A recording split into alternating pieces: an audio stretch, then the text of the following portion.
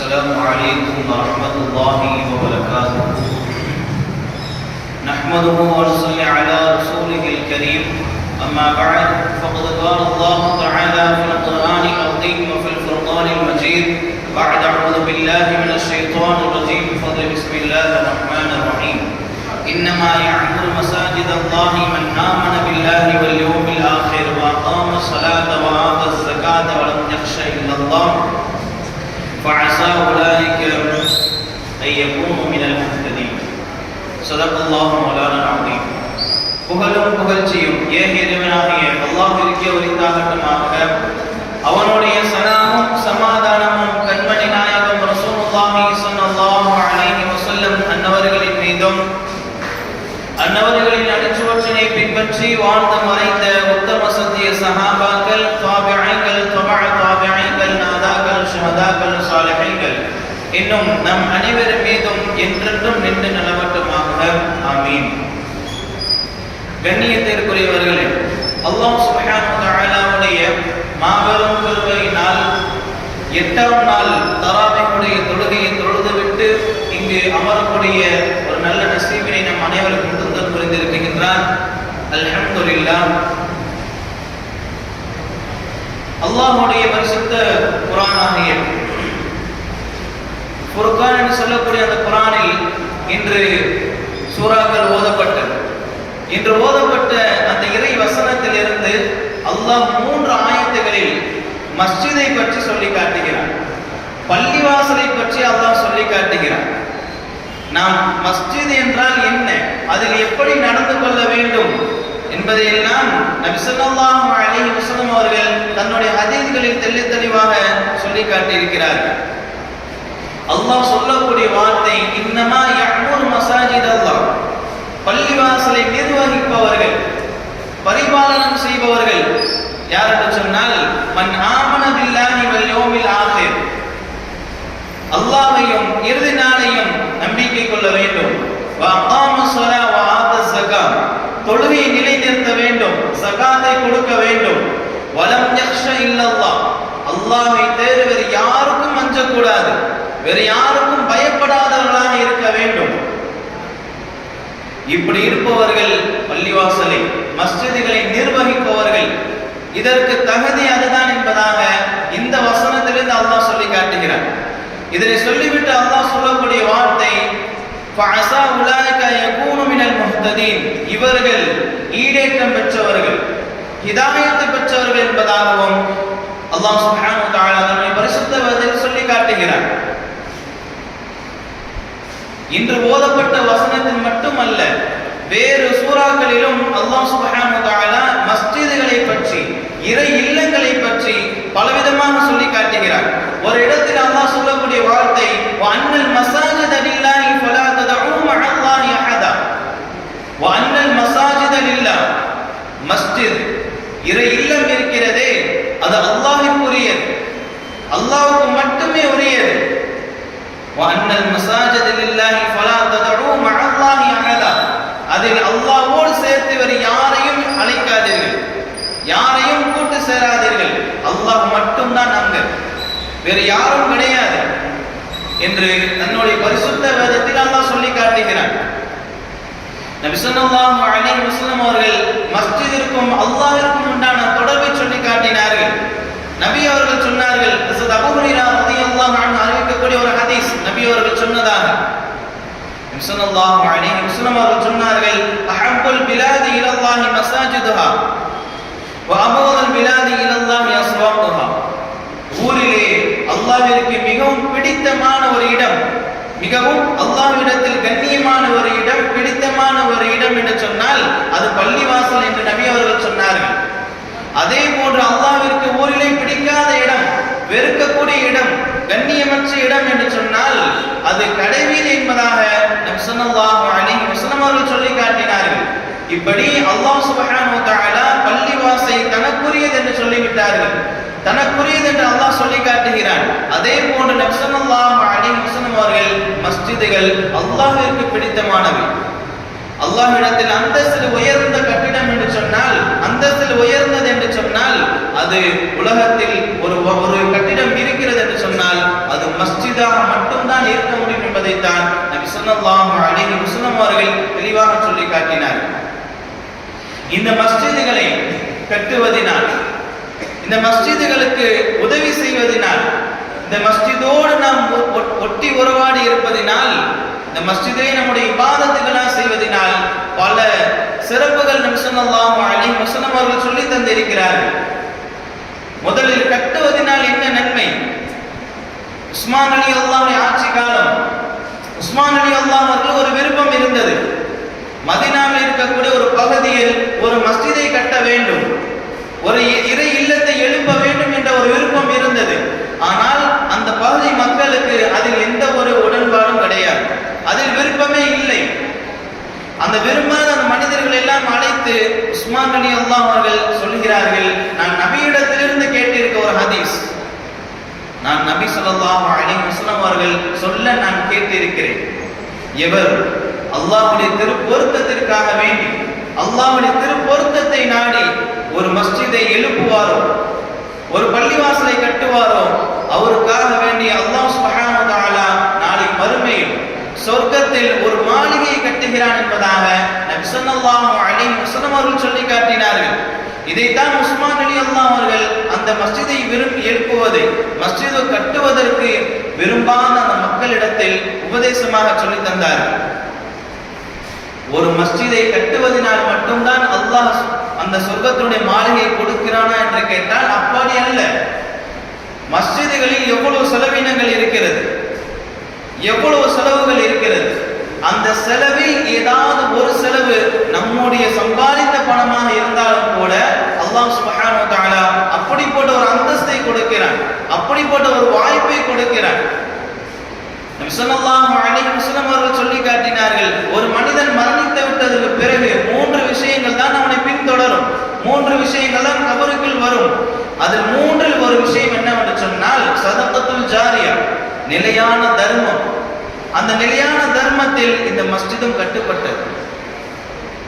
நாம் ஒரு பள்ளிவாசலை எழுப்புவதற்கு, பள்ளியை கட்டுவதற்கு நம்முடைய உடலாலும் நம்முடைய பணத்தாலும் நம்முடைய துஆவினாலும் உதவி செய்திருந்தால் அதன் காரணமாக அந்த பள்ளிவாசல் எழுப்பப்பட்டு அதில் எந்த அளவிற்கு அமல்கள் செய்யப்படுகிறதோ, எந்த நாள் வரைக்கும் அமல்கள் செய்யப்படுகிறதோ அந்த நாள் வரைக்கும் அதற்குண்டான அந்த நன்மை நாம் இறந்துவிட்ட போதிலும் நமக்கு அல்லாஹ் சுப்ஹானஹு வ தஆலா கபரில் வந்து சேர்த்துக் கொண்டே இருக்கிறான். அதைத்தான் சதகத்துல் ஜாரியா, நாம் உயிரோடு இருக்கும் பொழுதே என்ன செய்ய வேண்டும்? ஒரு நிலையான ஒரு தர்மத்தை நிலைத்து வைத்து விட்டு தான் மரணிக்க வேண்டும். அந்த நிலையான தர்மத்தில் கட்டுப்பட்டதுதான் மஸ்ஜித். மஸ்ஜிதிற்காக வேண்டி நாம் எவ்வளவு செலவு கொடுக்கிறோமோ, உடலினாலோ அல்லது துஆவினாலோ அல்லது பணத்தினாலோ, இப்படி எந்த வகையில் நாம் செலவழித்தாலும் அது நமக்கு அல்லாஹ்விடத்தில் ஒரு மிகப்பெரிய ஒரு அந்தஸ்தை பெற்று தரும். அதைத்தான் நபி அவர்கள் நிலையான தர்மம் என்பதை சுட்டிக்காட்டி சொன்னார்கள். ஒரு மஸ்ஜிதை எழுப்பினால் அவ்வளவு பெரிய சிறப்பு அல்லாஹ்விடத்தில் இருக்கிறது. அப்படி இருந்தால் நாம் சம்பாதிக்கக்கூடிய பணத்தில் ஏதாவது கொஞ்சம் அதிகமாக கொடுக்க சொல்லவில்லை. ஒவ்வொரு ஜும்ஆவுடைய தொழுகைக்கு பிறகு வசூலிக்கப்படுகிறது.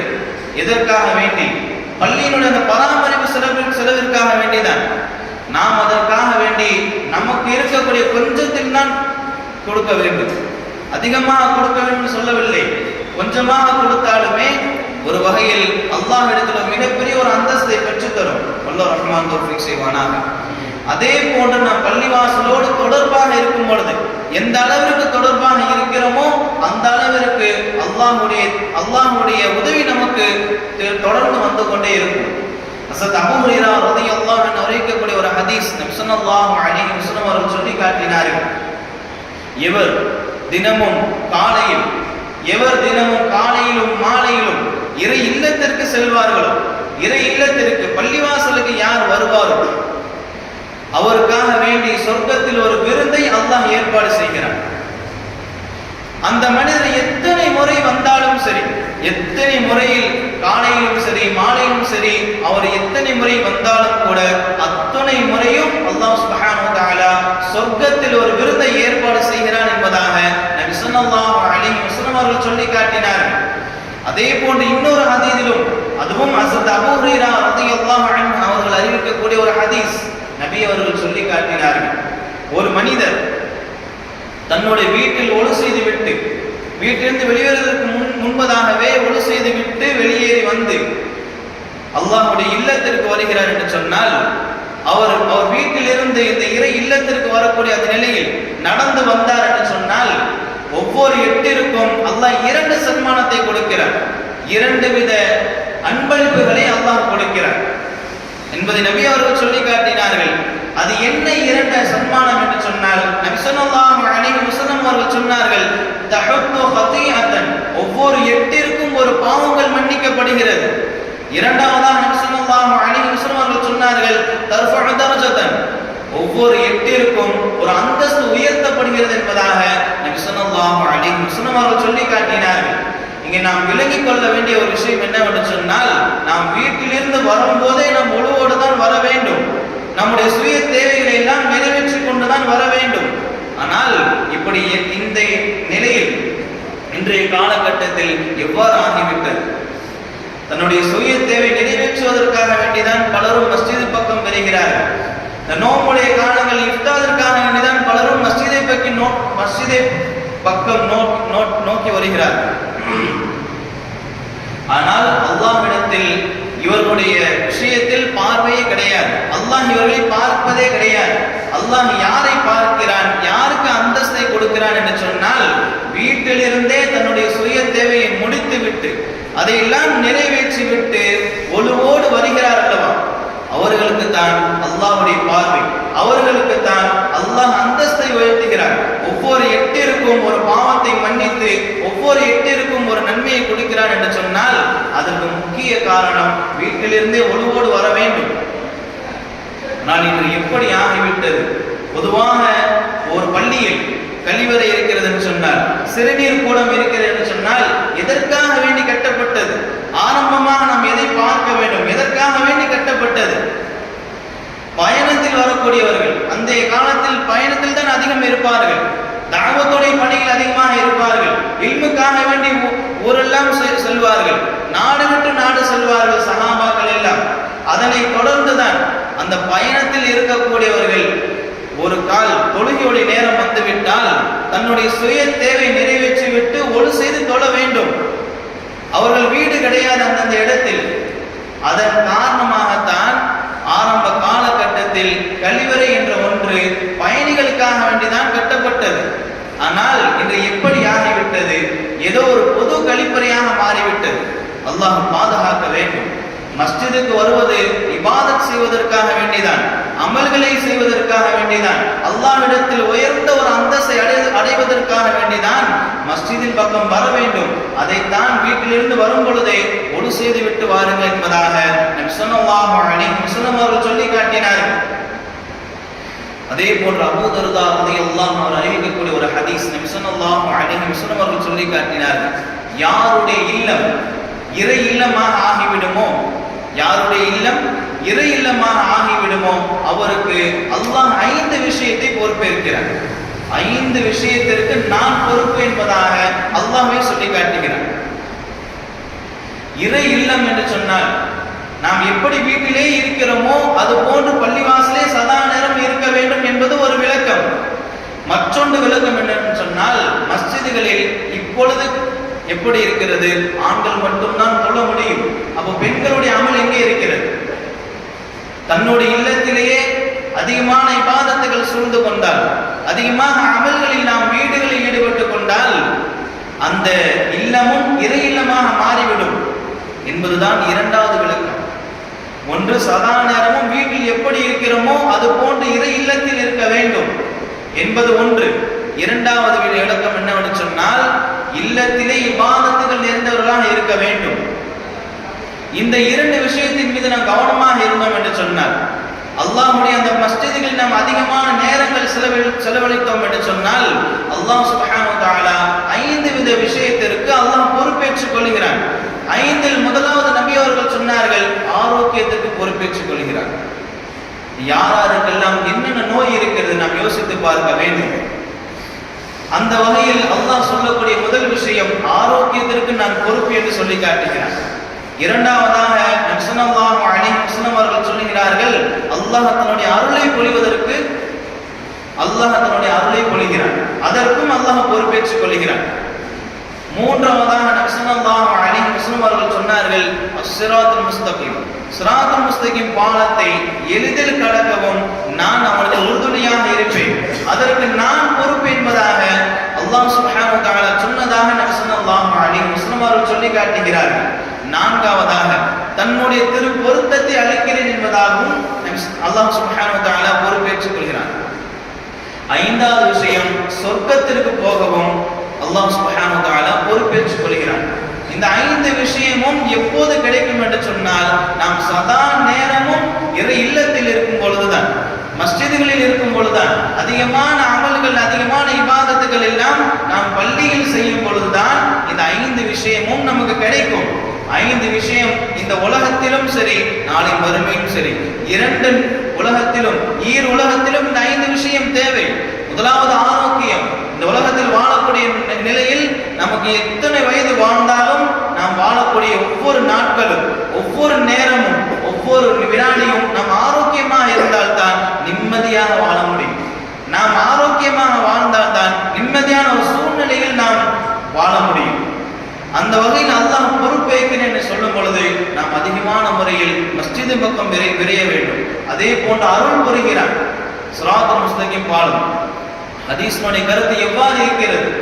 முடியை விட லேசானது சிராத்துல் முஸ்தகீம், அந்த பாலம் இருக்கிறதே முடியை விட லேசானது, அதை எளிதில் கடக்க வைக்கிறேன், அதற்கு நான் பொறுப்பு என்பதாக அல்லாஹ் சொல்கிறான். அல்லாஹ் பொறுப்பேற்கிறான்.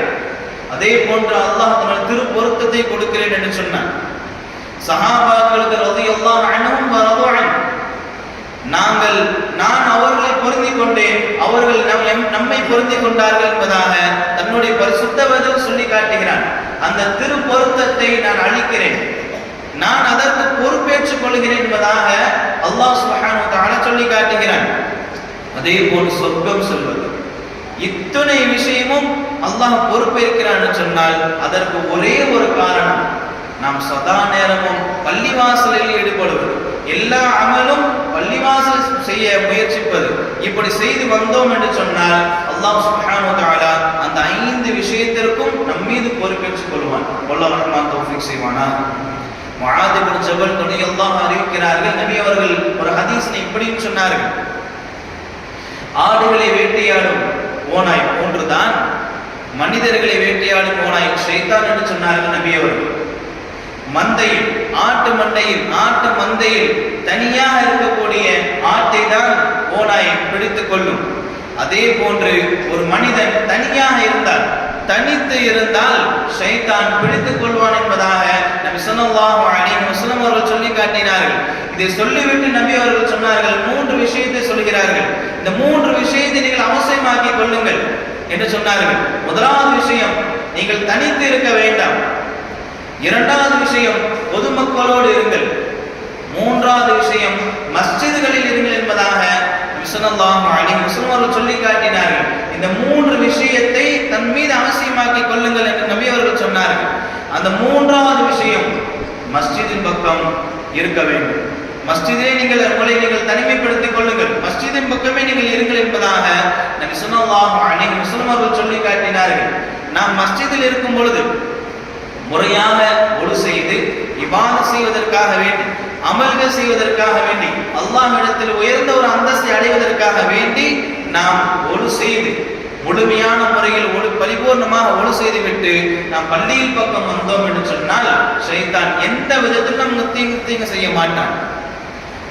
நாம் பள்ளியில் வந்தும் கூட நம்முடைய சிந்தனை மாறுகிறது என்று சொன்னால், நாம் பள்ளியில் வந்தும் கூட ஷைத்தான் என்னை கெடுக்கிறான் என்று சொன்னால் என்னுடைய விஷயத்தில் ஏதாவது ஒரு கோளாறு இருக்கிறது என்பதுதான் அர்த்தம். என்னுடைய ஒழுவில் ஏதாவது ஒரு கோளாறு இருக்கலாம், அல்லது என்னுடைய பாவங்கள் அதிகரித்து இருக்கலாம். இந்த 2 விஷயங்கள் காரணமாக கூட நான் ஷைத்தானால் அதிகம் பாதிக்கப்படுவேன். அல்லாஹ் பாதுகாக்க வேண்டும். இந்த இறையச்சத்தை பற்றி, இறை நம்பிக்கை பற்றி நபி அவர்கள் சொன்னார்கள்.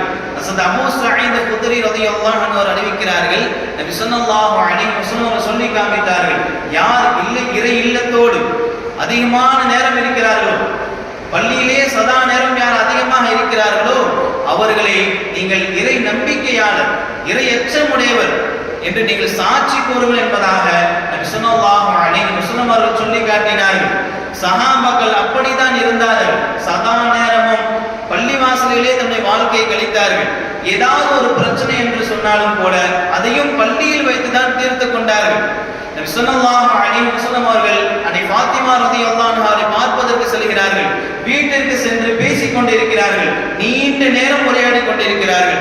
ஆனால் வீட்டில் ஹஸரத் அலி ரலியல்லாஹு அவர்கள் காணவில்லை. இதை தெரிந்து கொண்ட நபி ஸல்லல்லாஹு அலைஹி வஸல்லம் அவர்கள் ஃபாத்திமா ரலியல்லாஹு அன்ஹா அவர்கள் கேட்கிறார்கள், ஐன அலி, ஃபாத்திமா அலி ரலியல்லாஹு அன்ஹா எங்கே என்று கேட்கும் பொழுது ஃபாத்திமா ரலியல்லாஹு அன்ஹா சொல்கிறார்கள், நாங்கள் இருவரும் பேசிக்கொண்டோம். நானும் என்னுடைய கணவர் அலி ரலியல்லாஹு அன்ஹு பேசிக்கொண்டோம். பேச்சினுடைய இறுதியில் கருத்துக்கள் முரண்பட்டது. அதனால் எங்களுக்குள் சண்டை வந்தது. அதன் காரணமாக என்னிடத்திலும் சொல்லாமல் எங்கே சென்று விட்டார் என்று ஃபாத்திமா ரலியல்லாஹு அன்ஹா சொல்லி காட்டுகிறார்கள். நபி ஸல்லல்லாஹு அலைஹி வஸல்லம் அவர்கள் வீட்டை விட்டு வெளியே வருகிறார்கள். வந்த ஒரு மனிதனிடத்தில் அலி ரலியல்லாஹு அன்ஹு எங்கே இருக்கிறார்கள் என்று பார்த்து விட்டு வா என்று கட்டளையிடுகிறார்கள். அந்த மனிதர் சிறிது நேரத்திற்கு பிறகு வருகிறார்கள். வந்து நபி ஸல்லல்லாஹு அலைஹி வஸல்லம் இடத்தில் சொல்கிறார்கள், ஹஸரத் அலி ரலியல்லாஹு அன்ஹு அவர்கள் மஸ்ஜித் நபவியில் இருக்கிறார்கள், அங்கே உறங்கிக் கொண்டு இருக்கிறார்கள் என்பதாக அலி ரலியல்லாஹு அவர்களை அந்த மனிதர் சொல்கிறார். உடனே நபி ஸல்லல்லாஹு அலைஹி வஸல்லம் அவர்கள் மஸ்ஜித் நபவி பக்கம் செல்கிறார்கள். சென்று பள்ளிகளுக்குள் நுழைந்தால் ஹஸரத் அலி ரலியல்லாஹு அவர்கள் ஒரு சுவற்றின் அருகில் உறங்கிக் கொண்டிருக்கிறார்கள். அவருடைய முதுகில் மண் ஒட்டி இருக்கிறது. நபி ஸல்லல்லாஹு அலைஹி வஸல்லம் அவர்கள் அந்த முதுகில் இருக்கக்கூடிய மண்ணை துடைத்தார்கள். துடைத்துவிட்டு அலி ரலியல்லாஹு அவர்களை பார்த்து சொன்னார்கள், யா அபா துராப், மண்ணின் தந்தையே, எழுந்திருங்கள் என்பதாக ஹஸரத் அலி ரலியல்லாஹு அவர்களை பார்த்து சொன்னார்கள்.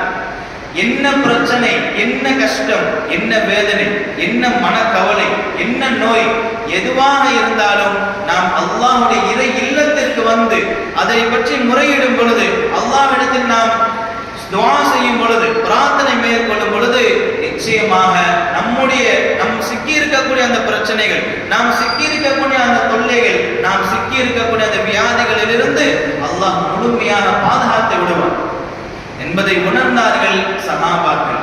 நமக்கு எல்லோருக்கும் தெரியும், ஒரு சஹாபி 2 ரக்காத் பள்ளியில் வந்து தொழுகிறார். தொழுது முடித்து விட்டு துஆ செய்து விட்டு திரும்பி விடுகிறார். இவரை பற்றி சொல்லும் பொழுது எப்படி சொன்னார்கள், இந்த மனிதனுடைய வீட்டில் சமையலுக்கு தேவையான ஒரே ஒரு விஷயம் மட்டும் இல்லை, முக்கியமான பொருள் கிடையாது, சின்ன விஷயம்தான். அந்த சஹாபியோட வீட்டில் உப்பு இல்லை. அந்த உப்பு இல்லாததன் காரணமாக அதையும் அல்லாஹ்விடத்தில் தான் கேட்க வேண்டும் என்பதை உணர்ந்தவர்கள் சஹாபாக்கள். அப்படியெல்லாம் உணர்ந்து கொண்டு பள்ளியில் வந்து 2 ரக்காத் தொழுது அல்லாஹ்விடத்தில் துஆ செய்து சென்றார்கள் என்று சொன்னால், நம்முடைய தேவைகளை பூர்த்தி செய்பவர் அல்லாஹ் மட்டும்தான். என்னுடைய பெற்றோர்கள் அல்ல, எனக்கு மேல் இருப்பவர்கள் அல்ல. முழுவதும் என்னுடைய தேவைகள் என்ன என்று அறிந்து தெரிந்து அதை சரியான முறையில் சீரான முறையில் தருவது, பெற்று தருவது எல்லாம் அல்லாஹ் மட்டும்தான் என்பதை உணர்ந்தார்கள் சஹாபாக்கள். அவ்வாறுதான் இருந்தார்கள் சஹாபாக்கள். என்ன பிரச்சனை வந்தாலும் அது பள்ளிவாசல் வந்து முறையிடுவார்கள். அதே போன்று நபி ஸல்லல்லாஹு அலைஹி வஸல்லம் அவர்கள் இந்த பள்ளியில் வைத்துதான் கல்வியை சஹாபாக்கள் கற்றுக் கொடுத்தார்கள். அந்த கல்வியில் இருந்தால் பெரும் பெரும் சஹாபாக்கள் ஹஸரத் அபூபக்கர், ஹஸரத் உமர், ஹஸரத் உஸ்மான், ஹஸரத் அலி ரலியல்லாஹு அன்ஹுமா, இது போன்ற பெரும் பெரும் சஹாபாக்கள் எல்லாம் அந்த சின்ன பள்ளியில் இருந்து கல்வியை கற்றுக்கொண்டார்கள். அவருடைய அந்த சம்பவம், அவருடைய வரலாறு இன்று வரைக்கும் இல்லை மறுமை வரைக்கும், கியாமத் நாள் வரைக்கும் சொல்லப்படுகிறது என்று சொன்னால் அவர்கள் அங்கிருந்து கற்றுக்கொண்ட அந்த கல்வியினால் தான். ஒரு தடவை மதீனாவில் இருக்கக்கூடிய அந்த கடைவீதியில் அபூ ஹுரைரா ரலியல்லாஹு அன்ஹு அறிவிக்கிறார்கள், அபூ ஹுரைரா ரலியல்லாஹு அவர்கள் மதீனாவில் நடந்து செல்கிறார்கள். அங்கு இருக்கக்கூடிய அந்த கடைவீதியில் மக்களை பார்க்கிறார்கள். மக்களை பார்த்துவிட்டு கேட்கிறார்கள், இந்த கடைவீதியில் இருப்போரை உங்களுக்கு என்ன ஆயிற்று, எதை உங்களுக்கு இப்படி ஆக்கியது என்பதாக அபூ ஹுரைரா ரலியல்லாஹு அவர்கள் கேள்வி கேட்கிறார்கள். மக்கள் எல்லாம் அபூ ஹுரைரா ரலியல்லாஹு அன்ஹு பார்த்து கேட்கிறார்கள், யா அபூ ஹுரைரா, என்ன விஷயம், என்ன ஆயிற்று உனக்கு என்பதாக கேட்கும் பொழுது அபூ ஹுரைரா ரலியல்லாஹு அன்ஹு சொல்லி காட்டுகிறார்கள், நீங்கள் இங்கே இருக்கிறீர்கள், ஆனால் நபி ஸல்லல்லாஹு அலைஹி வஸல்லம் அவருடைய சொத்துக்கள் அங்கே பங்கிடப்பட்டு கொண்டிருக்கிறது என்று சொல்லும் பொழுது மக்கள் எல்லாம் எங்கே பங்கிடப்படுகிறது என்று கேட்கும் பொழுது ஹஸ்ரத் அபூ ஹுரைரா ரலியல்லாஹு சொல்கிறார்கள், இதோ இந்த பள்ளிவாசல் தானே சுற்றி காட்டினார்கள். மக்கள் எல்லாம் அந்த பள்ளியின் பக்கம் விரைந்தார்கள். போன வேகத்தில் வந்து விடுவார்கள் என்று தெரிந்து கொண்ட ஹஸ்ரத் அபூ ஹுரைரா அங்கே காத்திருக்கிறார். போன வேகத்தில் மக்கள் எல்லாம் திரும்ப வந்து விடுகிறார்கள். வந்துவிட்டு கேட்கிறார்கள், நாங்கள் அங்கு எந்த ஒரு பொருளும் பங்கிடப்படுவதை நாங்கள் பார்க்கவில்லை என்றுதான் சொல்லும் பொழுது அபூ ஹுரைரா ரலியல்லாஹு சொல்லி காட்டுகிறார்கள், நீங்கள் அங்கு எவரையும் பார்க்கவில்லையா, யாரையும் நீங்கள் பார்க்கவில்லையா என்று கேட்கும் பொழுது மக்கள் சொன்னார்கள், அங்கே சில மனிதர்கள் தொழுது கொண்டிருந்தார்கள், அங்கே சில மனிதர்கள் குர்ஆன் ஓதிக் கொண்டிருந்தார்கள், குர்ஆன் திலாவத் நடந்து கொண்டிருந்தது, இன்னும் சில மனிதர்கள் ஹலால் ஹராமை குறித்து விவாதம் செய்து கொண்டிருந்தார்கள். இதனை தவிர வேறு எதையும் நாங்கள் பார்க்கவில்லை என்பதாக மக்கள் சொல்லும் பொழுது அபூ ஹுரைரா ரலியல்லாஹு சொன்ன வார்த்தை, உங்களை பார்த்து நான் பரிதாபப்படுகிறேன். நபியோட சொத்து அதுதான், மார்க்க கல்வி, மார்க்க இல்ம், குர்ஆனும் ஹதீஸும் தான் நபியோட சொத்து என்பதாக ஹஸ்ரத் அபூ ஹுரைரா ரலியல்லாஹு அன்ஹு சொல்லி காமிக்கிறார்கள் என்று சொன்னால், இந்த கல்வி, மார்க்க கல்வி என்பது எவ்வளவு முக்கியமானது. அங்கிருந்து ஆரம்பிக்கப்பட்டதுதான். நாம் எங்கு சென்று படித்தாலும் 2 இடங்களில் படித்தது போன்று வராது. 2 இடங்களில் படித்தது போன்று வராது. ஒன்று மஸ்ஜித், இரண்டாவது மதரசா. இந்த 2 இடங்களில் நாம் ஓதுகின்ற அந்த கல்வி இருக்கிறதே, அது போன்ற ஒரு பரக்கத் வேறு எங்கு ஓதினாலும் வராது. அதைத்தான் நபி ஸல்லல்லாஹு அலைஹி வஸல்லம் அங்கிருந்து துவங்கி வைத்தார்கள், பள்ளிவாசலிலிருந்து துவங்கி வைத்தார்கள். அந்த அளவிற்கு பள்ளிவாசலை முக்கியத்துவம் வாய்ந்ததாக ஆக்கி கொண்டார்கள் நபி அவர்களும் சஹாபாக்கள். அவர்களுக்கு பின்னால் வந்தவர்கள் தான் நாமும் எப்படி இருக்க வேண்டும் என்று சொன்னால், பள்ளியின் பக்கமே சதா நேரம் இருக்க வேண்டும்.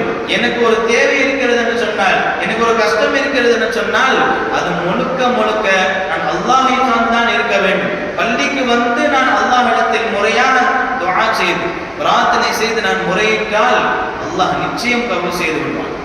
அப்படி இல்லை, நான் வெளியே தான் இருப்பேன், நான் துஆ செய்கிறேன் என்று சொன்னால் கபூல் ஆகாது. ஒரு சில துஆக்கள் கபூல் ஆகும், ஒரு சில துஆக்கள் எல்லாம் கபூல் ஆகாது. சில துஆக்கள் என்று முறைகள் இருக்கிறது, துஆவுக்கு என்றே தனிப்பட்ட முறை. அதில் முக்கியமான ஒரு முறை என்னவென்று சொன்னால், பரிபூர்ணமாக ஒழு செய்துவிட்டு பள்ளிக்கு வந்து 2 ரக்காத் தொழுது துஆ செய்வது. இதுதான் ஒரு முழுமையான ஒரு முறை. பள்ளிக்கு வந்து நாம் துஆ செய்தோம் என்று சொன்னால், பள்ளிக்கு வந்து நாம் இல்லத்திற்கு வந்து நாம் தொழுதோம் என்று சொன்னால், அல்லாஹ் சுப்ஹானஹு வ தஆலா நம்முடைய தேவைகளை பூர்த்தி செய்வான். அதே போல நபி ஸல்லல்லாஹு அலைஹி வஸல்லம் அவர்கள் இந்த மஸ்ஜிதில் சுத்தம் செய்வதை பற்றி ஒரு சம்பவம் நமக்கு விளக்கமாக இருக்கிறது. இப்னு அப்பாஸ் ரலியல்லாஹு அறிவிக்கிறார்கள் இந்த சம்பவத்தை. நபி ஸல்லல்லாஹு அலைஹி வஸல்லம் உடைய பள்ளிவாசலை ஒரு பெண்மணி சதா நேரம் சுத்தம் செய்து கொண்டே இருப்பார்கள். அங்கு இருக்கக்கூடிய அந்த குப்பை குளங்களை எல்லாம் அகற்றி கொண்டே இருப்பார்கள். ஒரு நாள் அந்த பெண்மணி மரணித்து விடுகிறார். நபி தோழர்கள் எல்லாம் நபியிடத்தில் சொல்லவில்லை, சொல்லாமலே அடக்கம் செய்து விடுகிறார்கள்.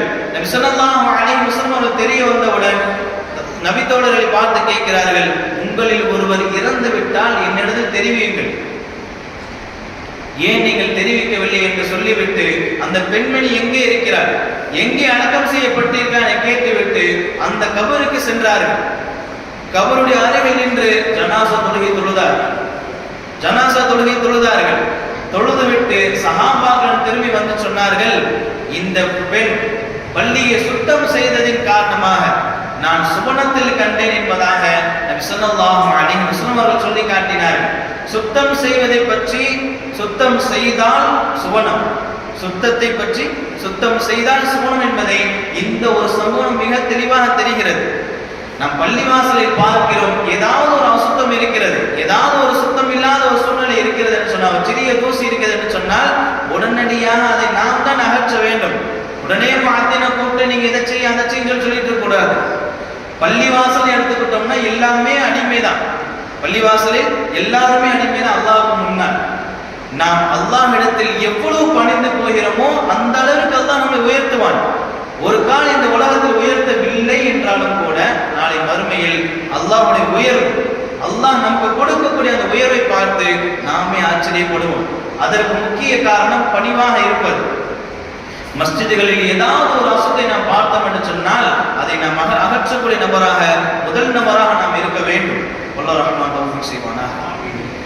இந்த பள்ளிவாசலில் இருந்தோம் என்று சொன்னால், சதா நேரம் பள்ளிவாசல் இருந்தோம் என்று சொன்னால் பல சலுகைகள் அல்லாஹ் நமக்கு கொடுக்கிறான். அதில் முதலாவது என்னவென்று சொன்னால், நபி ஸல்லல்லாஹு அலைஹி வஸல்லம் அவர்கள் சொல்லி காட்டினார்கள், யார் இறை இல்லத்தை எந்த விஷயமாக இருந்தாலும் இறை இல்லத்தோடு இருப்பது, இறை இல்லத்தில் இருப்பதை வழக்கமாக ஆக்கிக் கொள்கிறார்களோ அவரோடு வானவர்கள் இருக்கிறார்கள். ஒரு கால் அந்த மனிதருக்கு நோய் வந்தால், நோய் உற்றால் நோய் விசாரிக்கிறார்கள். அந்த மனிதனுக்கு ஏதாவது ஒரு தேவை இருந்து அவர் மஸ்ஜிதை விட்டு வெளியேறினால் அதற்காக வேண்டி, அந்த தேவைக்காக வேண்டி வானவர்கள் உதவி செய்கிறார்கள் என்பதாக நபி ஸல்லல்லாஹு அலைஹி வஸல்லம் அவர்கள் சொல்லி காட்டினார்கள். வானவர்கள் நம்மோடு இருப்பார்கள் எப்போது? மஸ்ஜிதிலே நாம் இருக்கும் பொழுது. இதை விடவும் உச்சபட்சமாக நபி அவர்கள் சொன்னது, நாளை மறுமையில், நிழலே இல்லாத நாளை மறுமையில் 7 வகையான மனிதர்களுக்கு, 7 வகையான கூட்டத்திற்கு அல்லாஹ்வுடைய அரிசை கொடுப்பான், அல்லாஹ்வுடைய அரிசியுடைய நிழலை கொடுப்பான், அல்லாஹ்வுடைய அரிசியுடைய நிலையில் அமர வைப்பான். அந்த 7 நபர்களில் ஒரு நபரை நபி ஸல்லல்லாஹு அலைஹி வஸல்லம் அவர்கள் சொன்னார்கள், வரஜுலுன் கல்புஹு முஅல்லகுன் ஃபில் மஸாஜித். இறை இல்லத்தோடு தன்னுடைய இதயத்தை இணைத்துக் கொண்ட வாலிபன், தன்னுடைய இதயத்தை இணைத்துக் கொண்ட மனிதன் என்பதாக நபி ஸல்லல்லாஹு அலைஹி வஸல்லம் அவர்கள் சொல்லி காட்டினார்கள். இந்த உலகத்தில் வானவர்கள் நமக்கு உதவியாக இருக்கிறார்கள் மஸ்ஜிதோடு தொடர்பாக இருக்கும் பொழுது. நாளை மறுமையில் அல்லாஹ்வுடைய அரிசுடைய நிழல் நமக்கு கிடைக்கிறது நாம் மஸ்ஜிதோடு தொடர்பாக இருக்கும் பொழுது. இதை விடவும் அல்லாஹ் சொல்லக்கூடிய ஒரு வார்த்தை, நான் உலகத்தில் வேதனைப்படுத்த வேண்டும், உலகத்திற்கு நான் வேதனை கொடுக்க வேண்டும் என்று எண்ணுவேன், ஆனால் சில மனிதர்களை பார்த்தவுடன் என்னுடைய வேதனை நான் தடுத்துக் கொள்வேன் என்பதாக அல்லாஹ் சொல்லி காட்டுகிறார். ஸல்லல்லாஹு அலைஹி வஸல்லம் அல்லாஹ் சொன்னதாக சொல்கிறார். யார் அந்த சில பேர் என்று சொன்னால் 3 மனிதர்களை சொல்லுகிறார்கள். முதலாவது மனிதர் யார் என்று சொன்னால், நபி அவர்கள் சொன்னார்கள், பள்ளிவாசலை பராமரிப்பவர்கள், பள்ளிவாசலை சுத்தம் செய்பவர்கள். இவர்களை அல்லாஹ் பார்த்தால் தான் கொடுக்கக்கூடிய அந்த வேதனை, அளிக்கக்கூடிய அந்த வேதனையை தடுத்துக் கொள்கிறான். இரண்டாவதாக அல்லாஹ்விற்காக வேண்டி நேசித்தவர்கள். யாரை நேசித்தாலும், யாரை மீது அன்பு வைத்தாலும், பாசம் வைத்தாலும் அது அல்லாஹ்விற்காக வேண்டி வைக்கப்பட்டது என்று சொன்னால் அப்படிப்பட்ட மனிதரை பார்த்தும் அல்லாஹ் தன்னுடைய வேதனையை தடுத்துக் கொள்கிறான். மூன்றாவதாக நபி அவர்கள் சொன்னார்கள், சஹருடைய நேரத்தில் யார் பாவ மன்னிப்பு தேடுகிறார்கள், சஹருடைய நேரத்தில் தான் செய்த அந்த பாவங்களுக்கு அல்லாஹ்விடத்தில் பாவ மன்னிப்பு தேடுகிறார்களோ அப்படிப்பட்ட மனிதர்களை பார்த்து நான் என்னுடைய தண்டனையை தடுத்துக் கொள்கிறேன் என்பதாக அல்லாஹ் சொன்னான். இந்த 3 நபர்களை பார்த்து தன்னுடைய வேதனையை தடுத்துக் கொள்கிறான். இந்த விஷயத்தில் நாம் கவனமாக இருக்க வேண்டும். நான் மஸ்ஜிதோடு தொடர்பாக இருந்தோம் என்று சொன்னால் வானவர்கள் நம்மோடு இருக்கிறார்கள். அதே போன்று வேதனை வராது. நாளை மறுமையில் அல்லாஹ்வுடைய அரிசினுடைய நிழல் நமக்கு கிடைக்கும். அல்லாஹ் ரஹ்மான் தௌஃபீக் செய்வானாக. பள்ளிவாசலை சுத்தம் செய்வதற்கு தௌஃபீக் செய்வானாக. கியாமத் நாள் வரையிலும் பள்ளிவாசலில் அமல்கள் நடக்கக்கூடிய தௌஃபீக் செய்வானாக. இழிவானவர்கள் இந்த பள்ளிவாசலை இடிப்பதை விட்டும் பாதுகாத்து தந்தல் புரிவானாக. வாஹிரு தஅவானா அல்ஹம்துலில்லாஹி ரப்பில் ஆலமீன். அஸ்ஸலாமு அலைக்கும் வரஹ்மத்துல்லாஹி வபரகாத்துஹு. சுப்ஹானல்லாஹி வபிஹம்திஹி, சுப்ஹானக்கல்லாஹும்ம வபிஹம்திக, அஷ்ஹது அன் லா இலாஹா இல்லா அன்த, அஸ்தக்ஃபிருக வ அத்தூபு இலைஹி. ஆமீன். சுப்ஹான ரப்பிக ரப்பில் இஸ்ஸத்தி அம்மா யசிஃபூன் வ ஸலாமுன் அலல் முர்ஸலீன் வல்ஹம்துலில்லாஹி ரப்பில் ஆலமீன். ஸல்லல்லாஹு